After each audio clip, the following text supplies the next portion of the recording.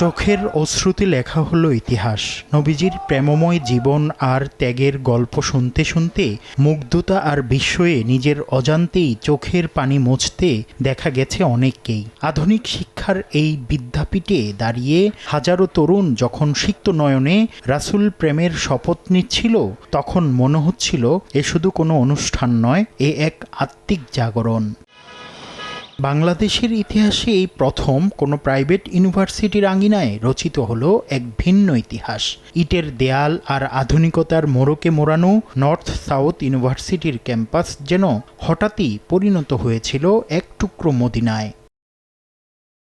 5 থেকে 9 ডিসেম্বর পর্যন্ত 5 দিন, কিন্তু রেশ রয়ে যাবে অনন্তকাল। সেন্ট্রাল প্লাজা থেকে অডিটোরিয়াম সর্বত্রই ছিল আধ্যাত্মিকতার ছোঁয়া। মসজিদে নববীর রেপ্লিকা আর নবীজির জীবনের ঐতিহাসিক সময়রেখা দেখতে দেখতে দর্শনার্থীরা যেন হারিয়ে গিয়েছিলেন সেই 1400 বছর আগের সোনালী অতীতে।